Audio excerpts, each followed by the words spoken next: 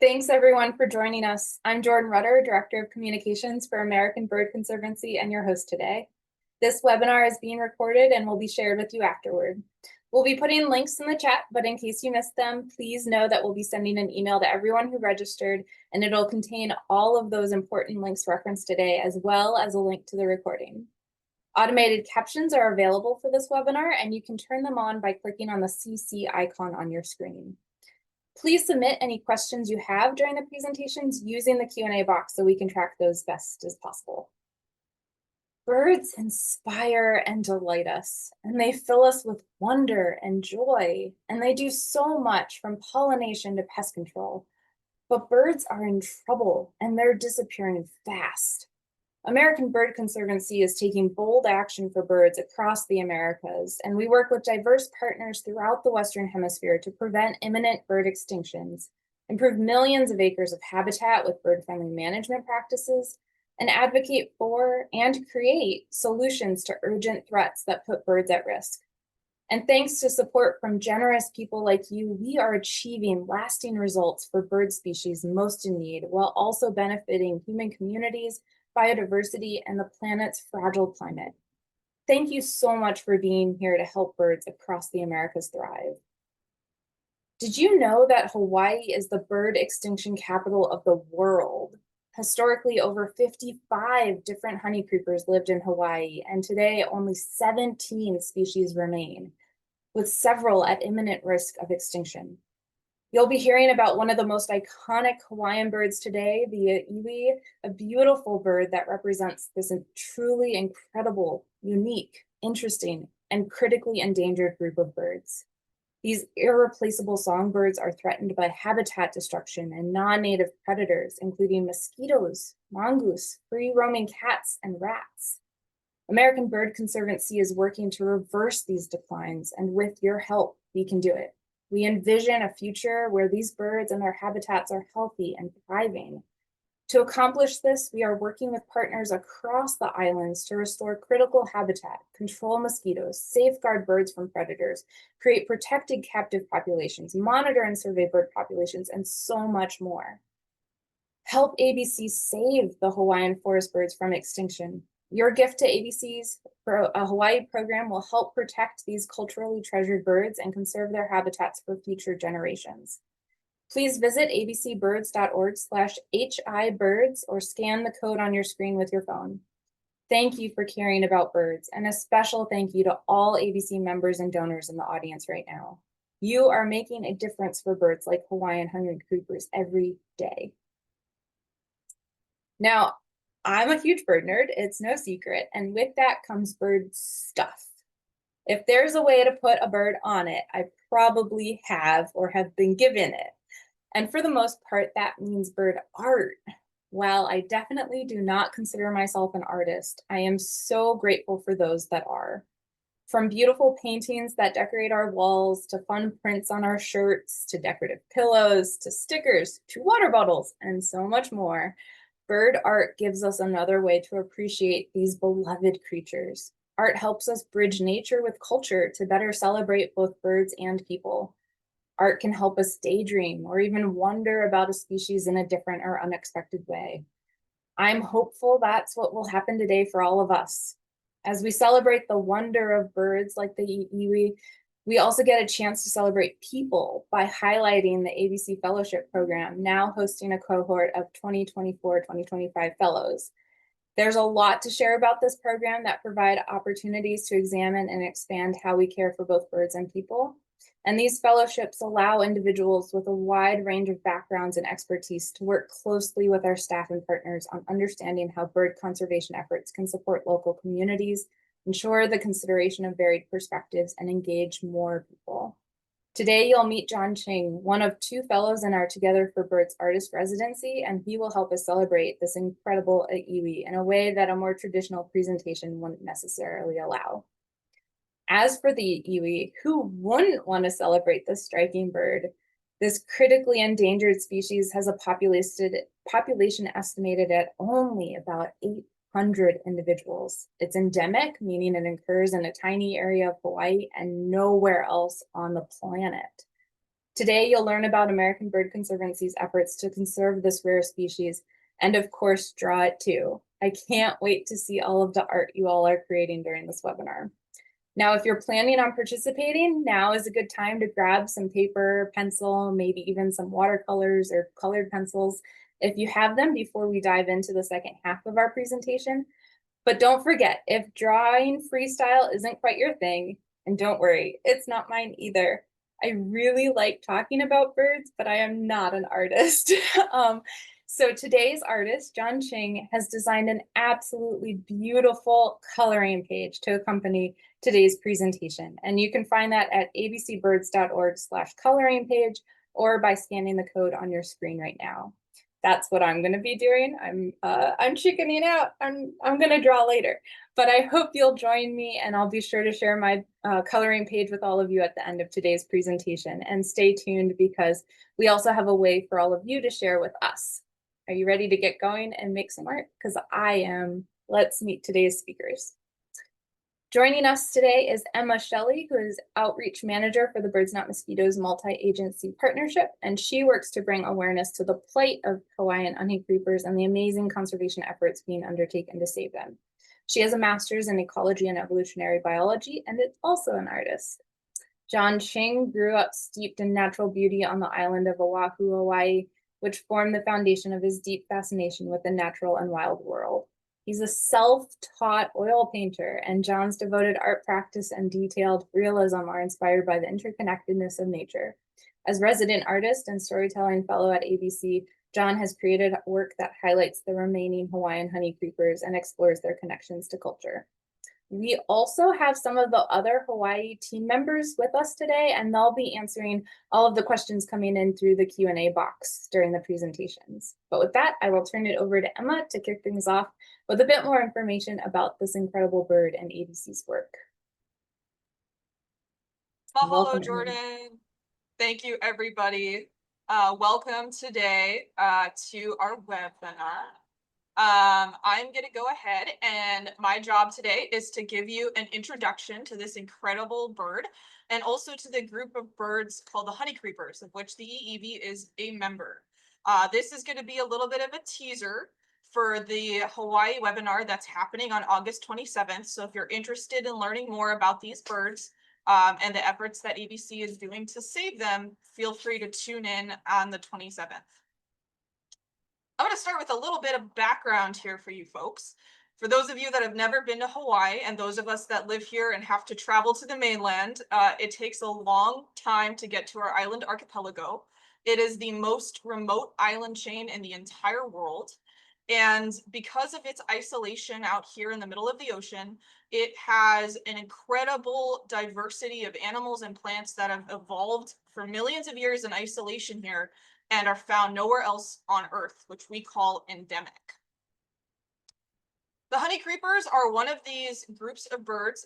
They are endemic to Hawaii. They are a family of birds found only on our islands.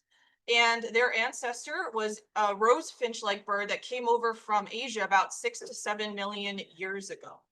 From this single ancestor, they have diversified into over 50 different species of birds with incredible beak shapes, incredible colors, and incredible behaviors as they all kind of diversified to fill these various niches in the Hawaiian forests.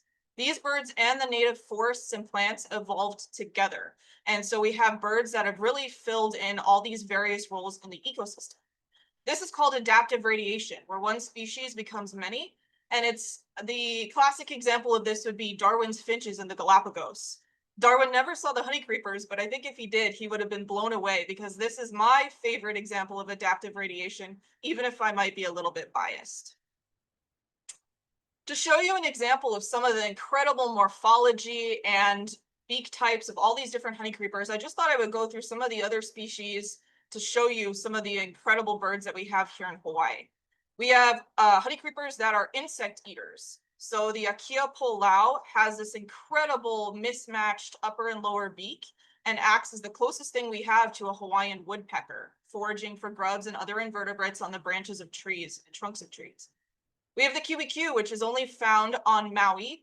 They are this perpetually angry looking bird with these really expressive yellow eyebrows with this really awesome hooked beak that they also use to dig around for insects and invertebrates. Then we have some of the nectar eaters, which are pollinators of our native forests, which come again in a whole variety of sizes and different beak shapes. On the leftmost side is the ʻIʻiwi, which we'll be focusing on today with its incredible sickle-shaped or crescent-shaped beak that it uses to feed from flowers.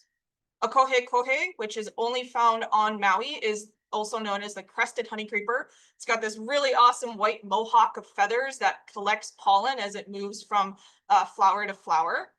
And then on the right-hand side is the apapane, which is a more generalist honeycreeper, feeds on a whole variety of flowers and nectar, and is actually one of the species that is doing somewhat well today. As I mentioned, these birds have an incredible role in our native forests. They are our insect controllers, our pest controllers, they're our pollinators, and they are intrinsically tied to the health of our native plants and our native forest ecosystems. We need native forests here, especially on our island, because they end up capturing far more water and moisture and rain than any of the introduced or invasive plants do. And they are crucial to maintaining our aquifer and the health of our watersheds. Without these birds, our forests would not be healthy, and the two are linked inextricably when we think about conservation.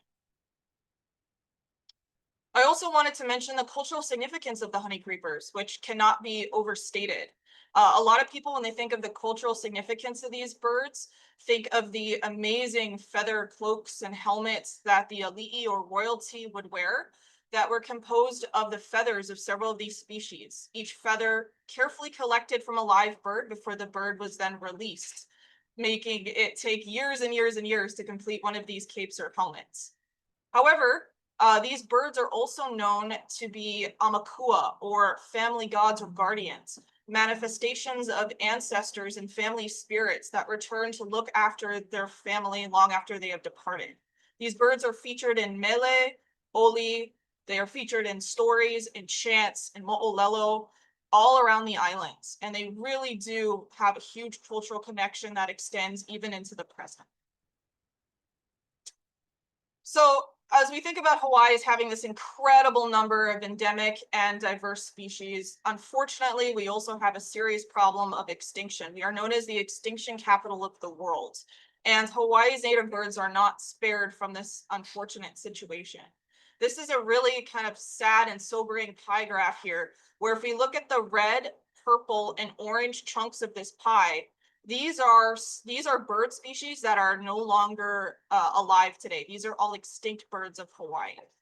The yellow slice of the pie are species that are still here, but they are threatened or endangered. So the majority of our honeycreepers fall into this yellow section. And then the green slice is where we would love for all of our native birds to be. Those are surviving species with healthy populations.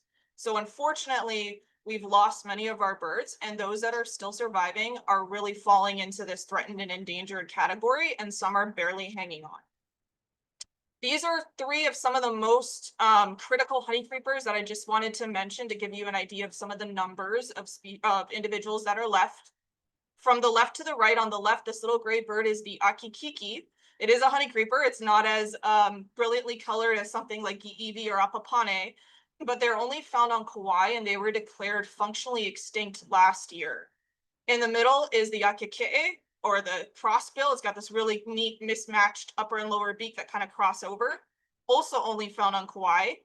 Best estimates put that as less than 100 individuals left in the wild. And then on the right is my friend with those yellow eyebrows again, the ʻQiwiQ, or the Maui parrotbill, only found on Maui, down to fewer than 200 individuals in the wild. So some of these birds are really coming up on extinction without immediate help. Why they are not doing so well, why they are so threatened, there are a lot of threats that are common among native species, not just the honeycreepers. But they are faced with things like loss of habitat and urbanization. That picture on the left is Honolulu. I know we have some folks in the chat that would recognize it, but you have to drive up into the mountains to see native forests now in Honolulu. We've lost plants like the lobeliads on the right, which were once really critical food sources for birds like the ʻIʻiwi. and we have an abundance of introduced and invasive predators like feral cats and mongoose that just decimate our bird populations. However, a main threat to our honeycreepers that specifically kind of targets them and impacts them negatively is the introduction of mosquitoes, which came in the 1800s to Hawaii. Before that, we didn't have any mosquitoes on our islands, and it must have been so fantastic to be able to go out and take a hike without being bitten. Mosquitoes came over in whaling ships, and they are what we call a vector species for avian malaria, meaning that they transmit this disease. Our honeycreepers developed and evolved on islands for millions of years without mosquitoes and without avian malaria being present. So when the mosquitoes and this disease were introduced, these birds had no immunity to this disease, meaning that if an infected mosquito bites a honeycreeper, it can be incredibly fatal. Some of the species like ʻIʻiwi and kiwikiu, a single bite from an infected mosquito can be fatal. So it's incredibly high mortality if they get this disease.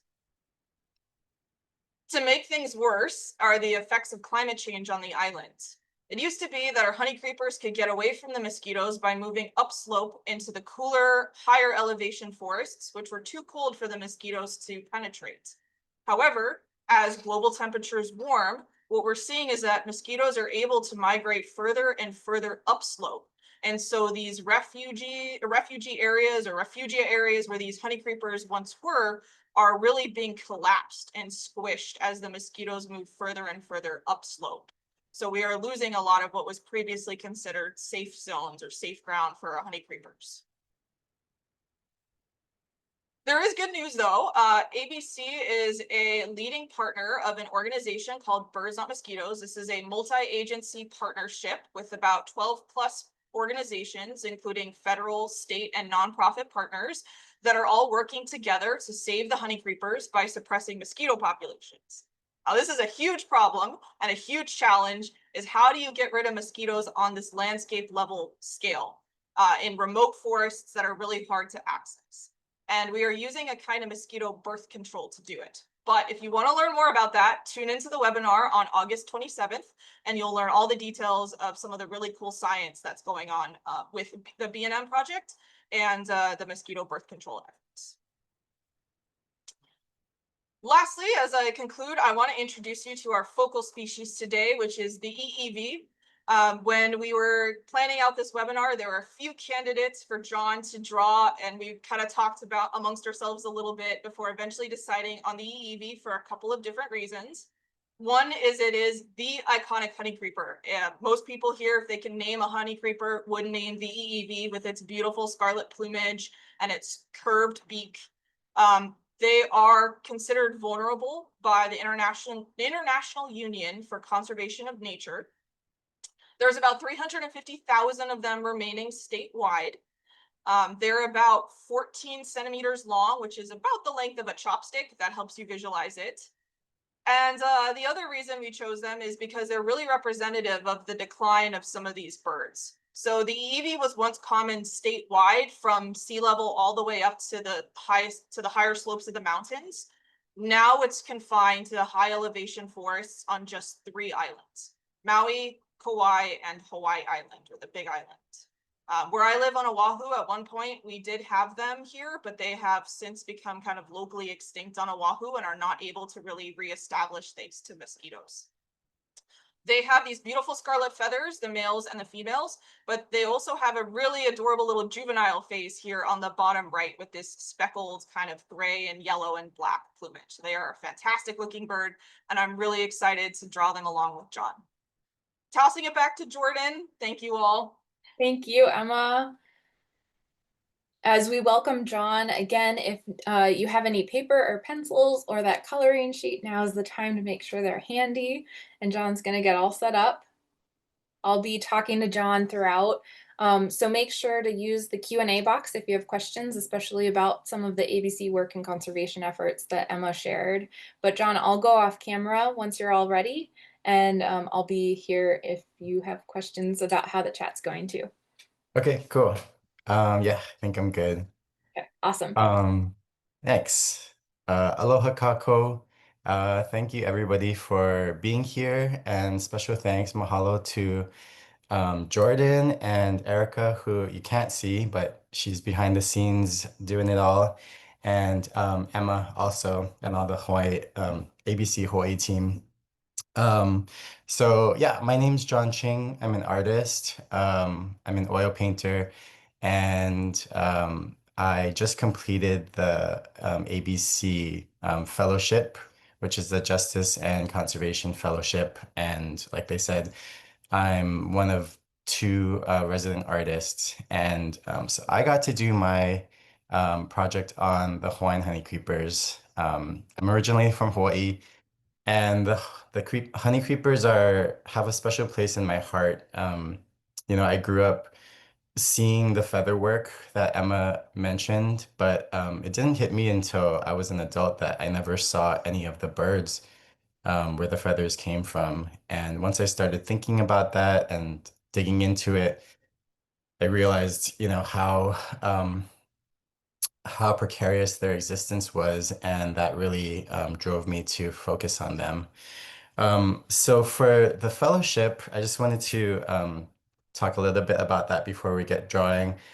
Um, uh, I did 5 paintings, and the approach that I took was to use the plants and the birds' habitat as a connecting point between humans and the birds with culture. So, um, the native Hawaiians, ancient Hawaiians, are indigenous people and had a very close relationship to nature and used plants and everything, for everything that they needed. And so a lot of their culture was developed with this ecology in mind. And as Emma said, the health of the forests depend on the health of the birds. So Erica, if you could pull up some of the pieces. So I ended up doing 5 paintings. These are all oil paintings, and they are all 24 by 24 inches. Um, so this one is featuring the ʻAkekeʻe, which is one of the very, very endangered birds, and they are on the ʻOhiolehua, which is a very important and crucial tree in Hawaii. And I made sort of like a flat two-dimensional pattern with the ohia lehua, but you'll notice that wherever the birds are touching, the plant kind of comes to life and is 3D. So you can go to the next one.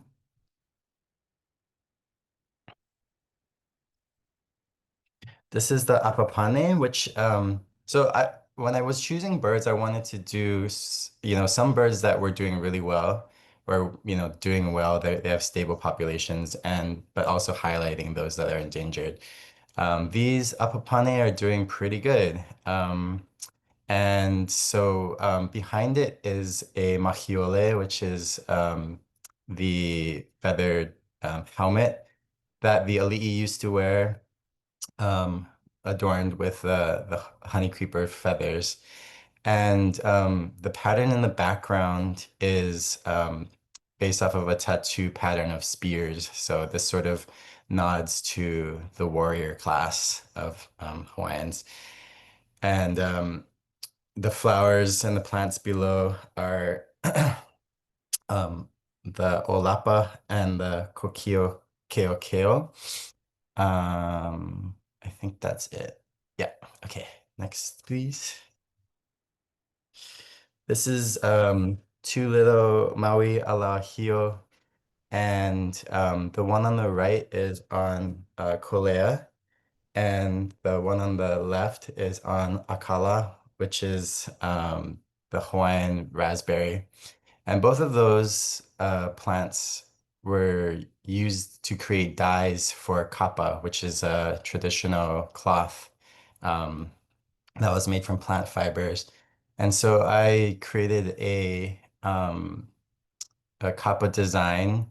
I don't know how authentic it is, but it feels good to me. And it was a fun challenge to do because I'm not a designer. Um, so yeah, so the design in the middle is meant to represent a bird with its wings. extended. And then the two columns on both sides sort of are meant to represent ferns in the forest. You can go to the next one. This one's the palila. It's found on Hawaii Island, and it's on mamane, which is what it almost exclusively feeds on. I learned that the mamane wood was used to make farming spades. So I wanted to nod to agriculture um, with the pattern in the back. And so those are taro leaves or kalo. And kalo, as a lot of you probably know, is it makes poi, which is a staple of Hawaiian food. Um, so that's, the link to culture. And then the last one is the akikiki, the tiniest little bird. So in Hawaii, leis are used as a way of greeting, to say hello, but also to say goodbye. And the akikiki is, functionally extinct now. There's just a handful of them left in the wild, and one female, I think, is still around. I don't know if you guys counted her last, but so I made a lei out of plants and flowers that it forages on. There's olapa, ohelo, kolea, and pukiave. Um, but leis are also used to celebrate. If you've ever been to a graduation in Hawaii, you'll know exactly what I'm talking about. And then the pattern in the back is based off of a Hawaiian quilt, which is a motif that I think anyone in Hawaii, born in the last 50, 70 years, is familiar with, and it's featuring the koa tree. Okay, so, but now let's talk about the ʻIʻiwi. Thanks, Erica. So I'm gonna change my background and then turn on my drawing camera. Okay. You're all set, John. Okay, great. Drawing camera. So let me change my background. And so you guys can draw from my background, and I'm just gonna hide my face. Um, and this photo is from my friend Brian Shirota. He's an amazing photographer. So go, follow him on Instagram because he posts amazing shots.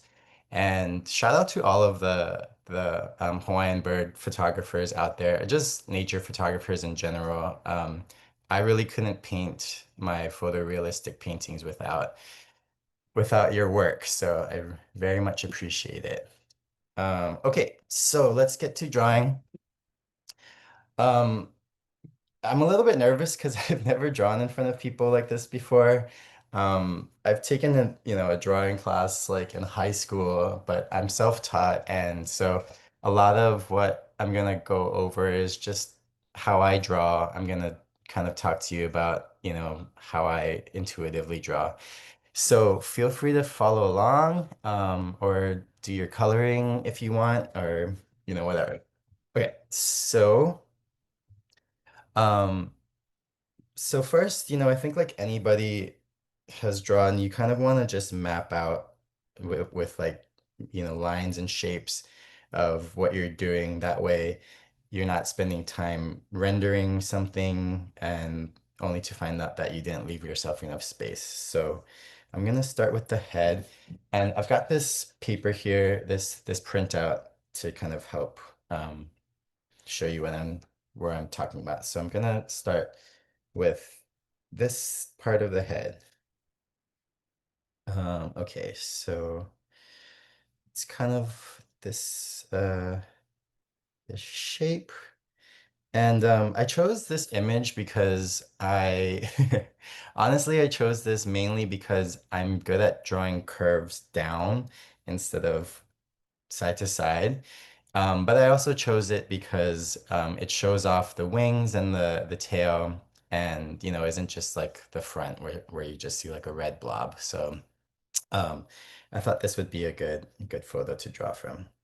Okay, so Oh, and I should talk about, I'm using a HB pencil, and I've also got a couple erasers and a 2B and a 4B pencil, which just is the higher the number you go, the darker it is. So these pencils will be used to do like the darker parts and when I start shading in. So hopefully you guys can see, I sketch in a little lightly at first, so hopefully you guys can see what I'm doing. We can't see yet, John, but I know Okay. you're gonna keep telling us what you're doing and follow along. Okay. Before you get going, you shared about the pencils, which is great. Two quick questions. One Yeah. is, are you just using printer paper? Is there any special sketch pad that you're using? Yeah, just printer paper. And then is this ultimately your practice to do an oil painting, or would you put paint on top of this?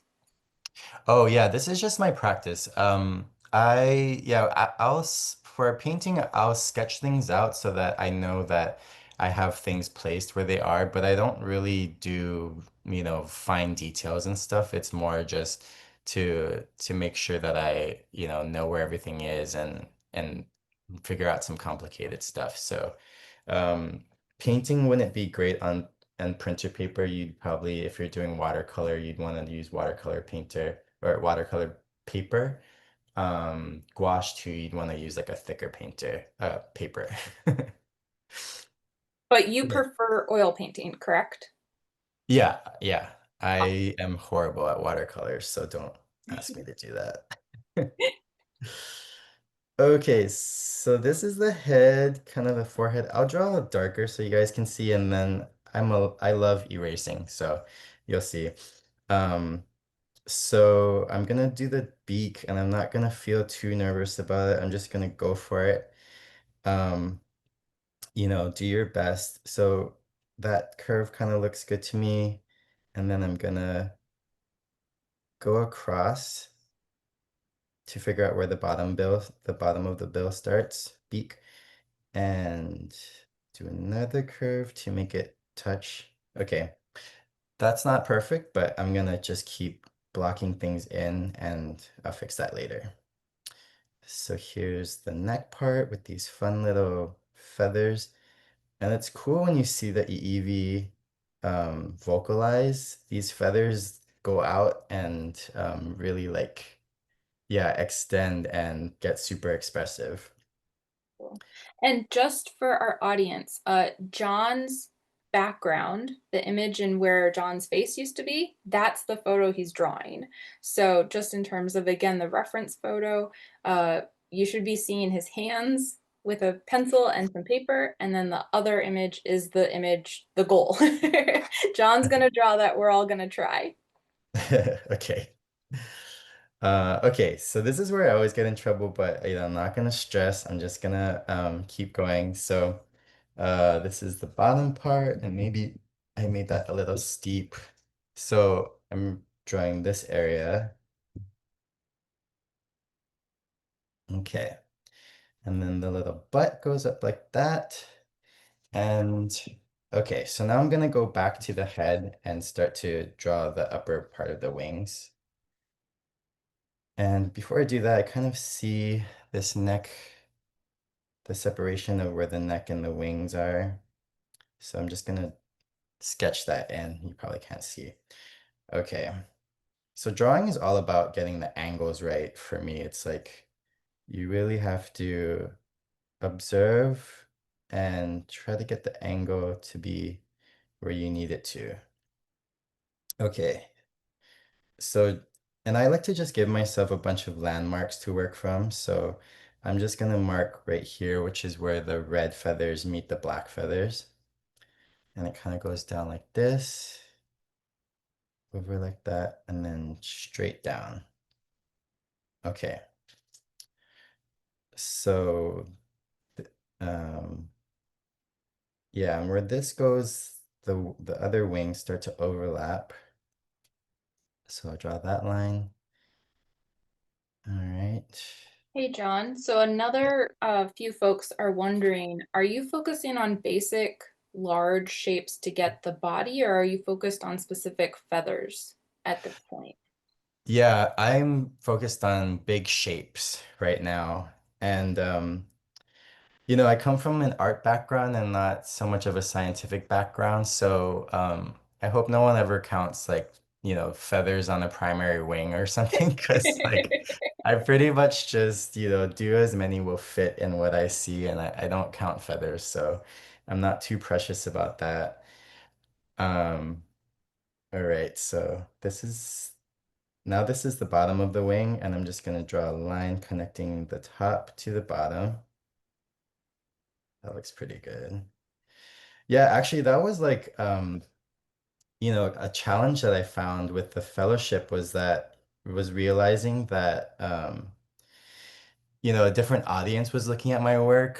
Usually more creative work, people aren't so focused on specifics of anatomy because I kind of morph birds into feathers and flowers, or into like leaves and flowers and other things anyway.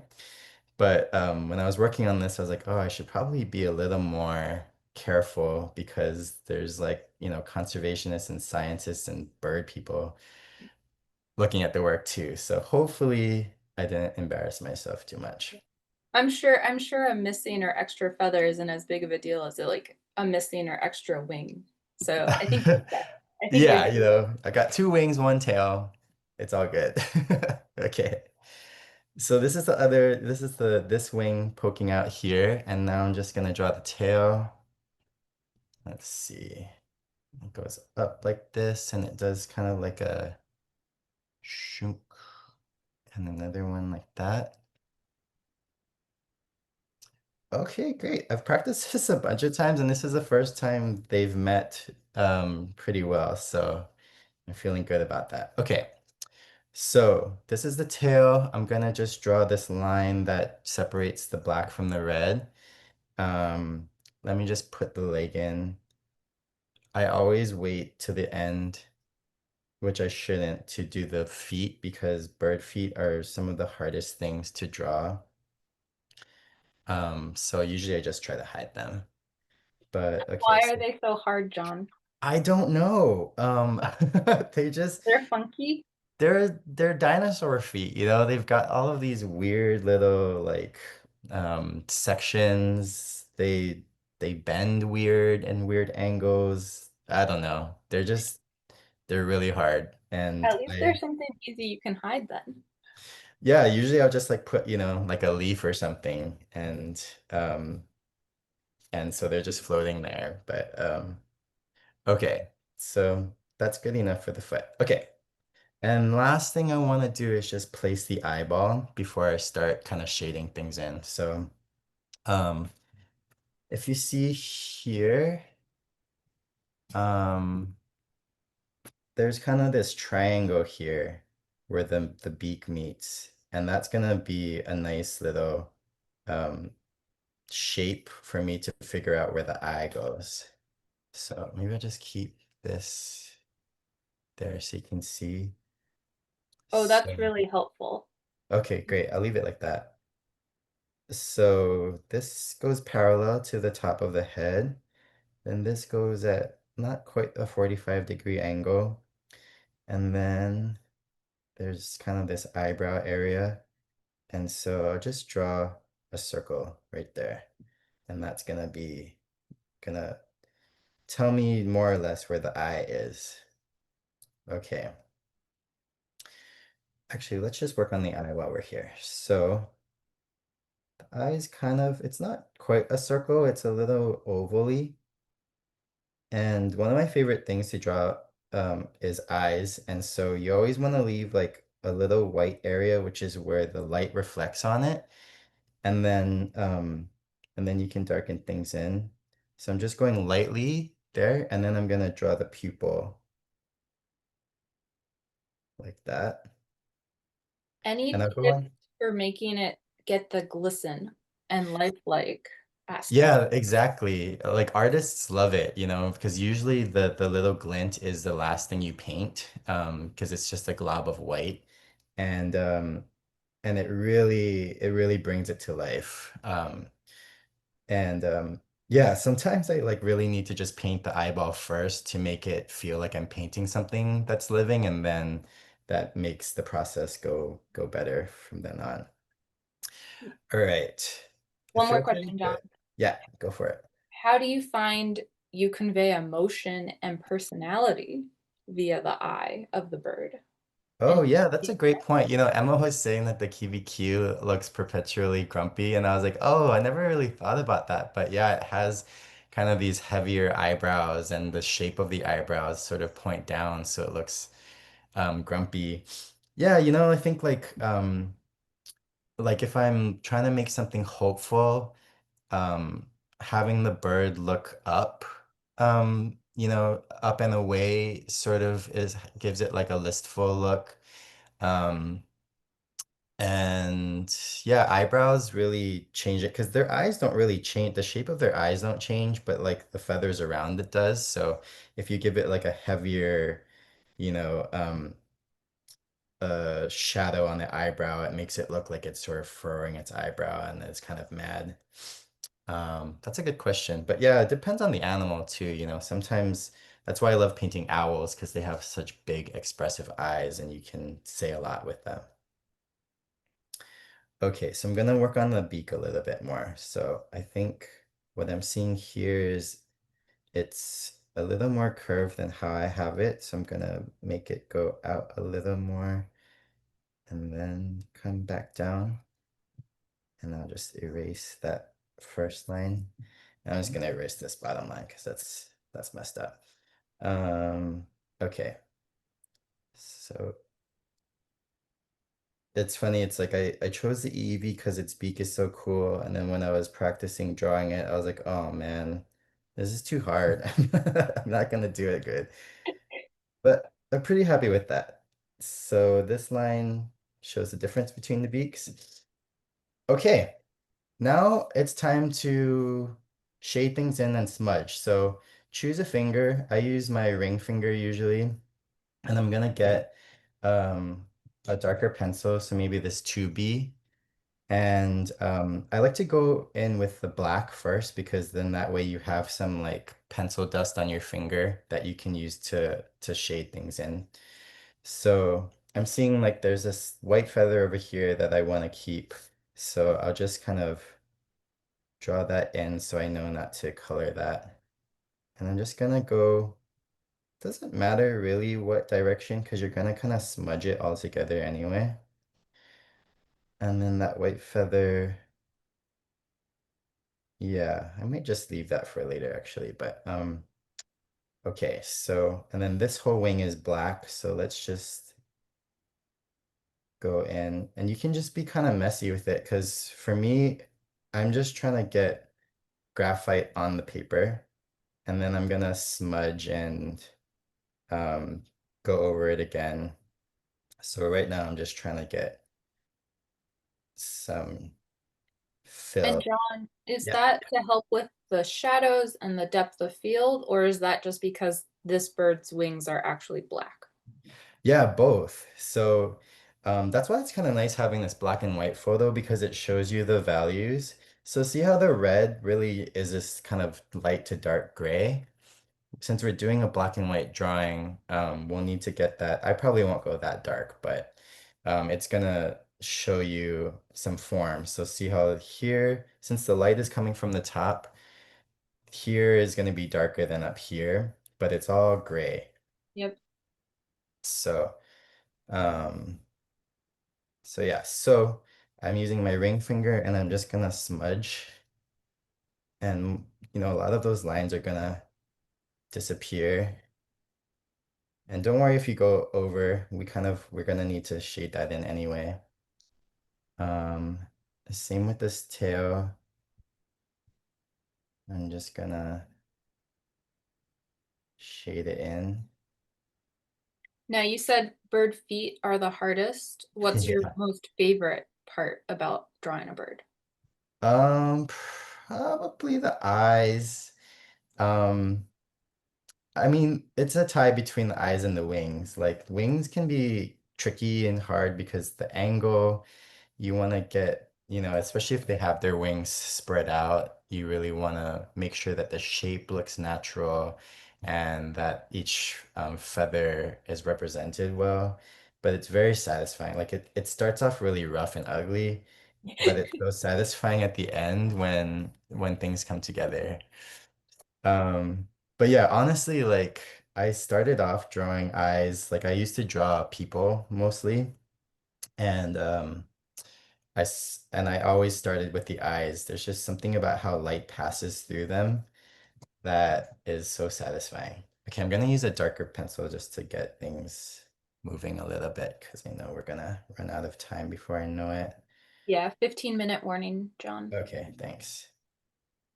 So there's a tail. You can also like you go one way and then the other way, and then that kind of helps fill things in.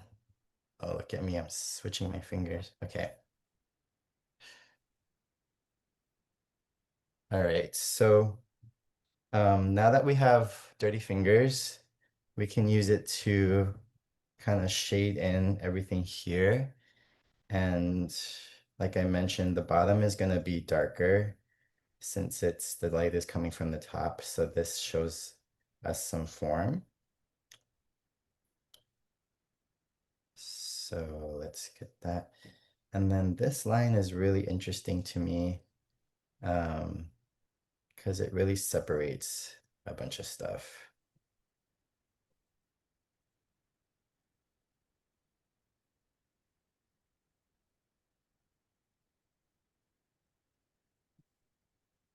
All right, so now I'm just gonna work on establishing these feathers. Let me start over here. So you can sort of see like where this feather is, there's two sides of this feather and this side is hitting the light more. So I'm gonna use my eraser to just show that line. And then that way it makes it easier for me to just draw in the feathers.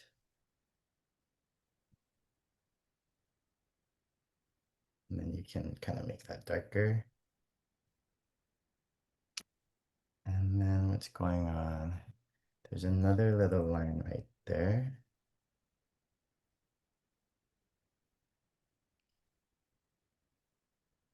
Okay. And a few feathers I can't quite see. So I'm just gonna draw it in. And they start to angle up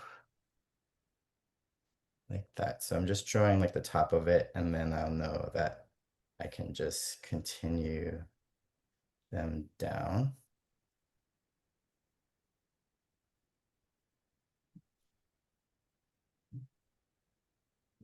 Okay, let me check that. Is that looking pretty good? Okay. It's looking amazing. So Great.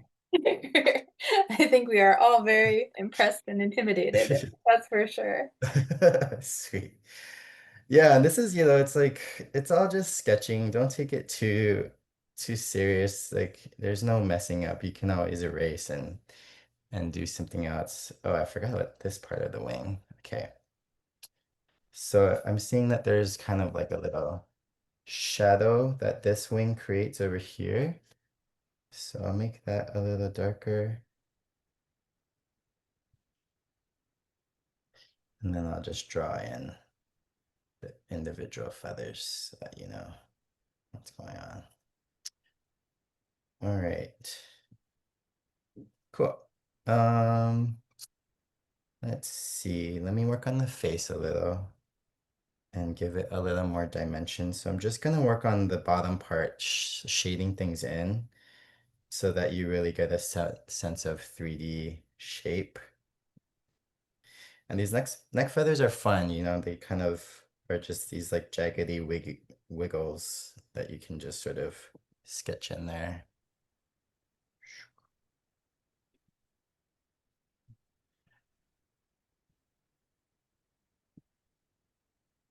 Shout out to my 7-year-old niece who let me practice teaching how to draw with. Do you have a favorite memory of the species, John? Other than now with your niece and getting to connect with her?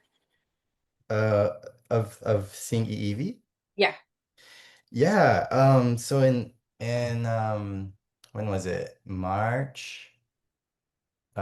Yeah, March this year, I got to go to Hakalau Forest, which is on Hawaii Island, and it's probably like the densest forest, I think, correct me if I'm wrong, of Hawaiian honeycreepers. And I got to go birding. You have to, there's no public access. You have to go with someone who has a permit. Because the habitat is fragile and they really take precaution to keep the habitat in good shape. But yeah, it was one of the first times that I got to see an ʻiʻiwi in real life, and we got to see a number of them just hopping around from flower to flower, um, and That's really, yeah, amazing. getting to hear their vocalization too is really cool. Um, okay, I think this is doing pretty good. I mean, I'm pretty happy with this. I guess like the one thing I would say is there's these sort of like primary covert feathers over here that I didn't really pay attention to. So I'm gonna use my eraser of where the red parts are. And then I'll just sort of draw in those little wings, little feathers, I mean. Oh, and then yeah, let's use our eraser. See, let me shade up here so that we can distinguish where the red and the white is. We can use the eraser to sort of erase away, keep this area really white, and then go back in with black. And have you found that practice really does make perfect, John?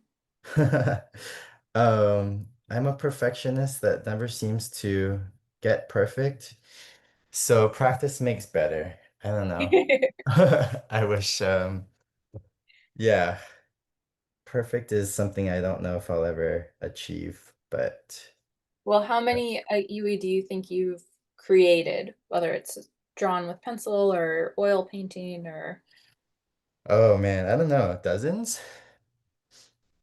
Oops. and do you Okay. always focus on like the whole bird or will you draw like the beak a dozen times? Oh, yeah, I wish that I had more time to just practice anatomy and things like that. Usually it's because I'm doing it for a painting or something, so I'm just sort of drawing it, to figure out the posture and stuff. And a lot of times I mix up, different reference photos, so I use like the wings of one photo and the head of another and sort of position them how I want. So yeah, I'm sort of just drawing to figure things out, and then painting it is its own thing. Okay, the last thing I'm gonna do is just erase around where I got kind of messy with my smudging. And then that really, oh, and I love a good outline, so I'm gonna just erase around it and give it a final outline to really show off its form. And just a couple more minutes, John, FYI. Okay, great. Yeah, if anyone has any questions or if there's more in the Q&A, feel free to shoot them my way, or if Emma wants to hop back on at this point. Yeah, she'll join us in just a couple minutes. I've been trying Okay. to do my best representing the audience. Okay, Um, let me do these feet, even though I hate them. There's like this weird. oh, for reference photos, do you prefer reference photos or experiences with the live bird? Um, Despite the live bird moving around, obviously. yeah. I think somewhere in between, like if I could take my own reference photos, that would be great. I am not the best bird photographer, so but I definitely need photos to paint from. I paint so many details and it'd be impossible to paint from a live bird. But it's really useful to see the birds in real life because you get a better sense of how they move and what their bodies are like. So yeah. Oh, I'm gonna just draw in some of these feathers here. I kind of I'll neglected. just give a shout out for John's Instagram page, especially. I'm sure you have other things online, but John's Instagram page is a great place to go see other pieces of work that he's done and learn more about him. A lot of folks, John, are asking about, is there a bird you really want to create a piece of artwork in the future? A lot of other questions about your background. So just want to celebrate how much our audience is being engaged and enjoying this with you, and then wants to learn more about you. Oh, great. Yeah, thank you guys for being here. And yeah, I love Akia Pula'au, which is the one that Emma shared before. So I'll probably paint that one next. It's got such a cool, thin, curvy beak. And I when I was up in Hakalau Forest, I got to see a couple of them, which they're not very common. So it was special to see them just kind of pecking away at the wood, trying to get the little grubs underneath the bark. So so yeah, and I forget, was there a second part to that question? No, I think again, just thank you to our really wonderful audience, and then stay in touch both with American Bird Conservancy and John to learn more. So, Yeah. but we're not done. We still have a few more minutes. Okay, sweet. Yeah, so I mean, give yourself a little setting. So here's the branch. Here's a nice the akala leaf. It's nice and jaggedy. Here's the flower. Um, John, just in the interest of time, I'd love mhm. for you to share with the audience if there's anything that you really hope that they take away. Maybe you can have something about art and something about Hawaiian birds. I'd love for you to share with the audience what you really hope they take away and share with a friend.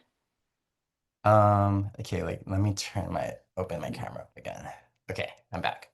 I hope you guys, if you didn't know about Hawaiian honeycreepers before, I hope that you learned something and that we've piqued your interest and touched your heart with their story. Look, seeing that pie graph that Emma showed was really sad to see how few are remaining and how many of the ones that are remaining are threatened. So yeah, I just hope that you've developed an interest in the Hawaiian honeycreepers. They're found nowhere else in the world. They're super special, and there's a lot of great effort that everyone's doing to help conserve them. So we need the support. Thanks, John. And Emma, why don't you join us back on camera? And I'd love for you to share what's one thing that you hope everyone takes away. Yeah, thanks guys for joining us. I hope you take away, I guess, just how powerful drawing and art is as an educational tool. Some of you that came on might not have ever even heard of ʻIʻiwi, but by the end of this, hopefully you can now identify one on site and know a little bit more about like the curve of its beak and its kind of shape and general attitude. And I think it's such a neat way to connect with the birds. And so thank you very much. If you can pester your friends and family to do some drawing with you and learn about the birds that way, I think it's a really powerful tool. So mahalo, everybody. Well, thank you so much, John and Emma. Our time flew by. We'll probably have you back, John, because this was amazing. Yeah. Oh, But I wanted to do one shout out. absolutely. Friday, August 8th is Hawaiian Honeycreeper Day officially. So, if you haven't posted your drawings yet by then, post it on that day. Do put a Hawaiian Honeycreeper in your stories or something, and let's celebrate them. John, you took my ending here. Oh, sorry. Oh man, I should have We're waited. so on sync. We No, didn't practice that part. this is amazing. No, do what John says. He's the best. Sorry. Please consider posting your art that you created today, or maybe the coloring sheet later. Use hashtag #DrawABC and post it on social media. Tag John, tag ABC. On the screen right now is some of the art from a previous webinar we did, and it is amazing to connect with all of you and celebrate and highlight the wonder of birds that unites us. So please, again, post that on social media and put hashtag #DrawABC if nothing else. But again, remember that there is no way that we are done talking about Hawaiian bird conservation. So I hope you are able to join us on Wednesday, August 27th at 4 p.m. Eastern to meet the rest of ABC's Hawaii team for an in-depth look at efforts to prevent extinctions and bring back Hawaii native pirate populations. RSVP now at abcbirds.org/webinar or by scanning the code on your screen, and you'll receive a link to register via email from me very soon. Again, the conservation efforts you've heard about today are only possible thanks to members and supporters like you who care about birds and believe in ABC's mission to conserve them. Will you help conserve Hawaiian forest birds today? Your gift to ABC's Hawaii program will help protect these culturally treasured birds and conserve their habitats for future generations. Please visit abcbirds.org/HIBirds. Now, scan the code on your screen with your phone or via the form that you'll be redirected to after today's presentations end. We can't thank you enough for joining us. We can't thank you enough for caring about birds. And as always, good birding. Mahalo.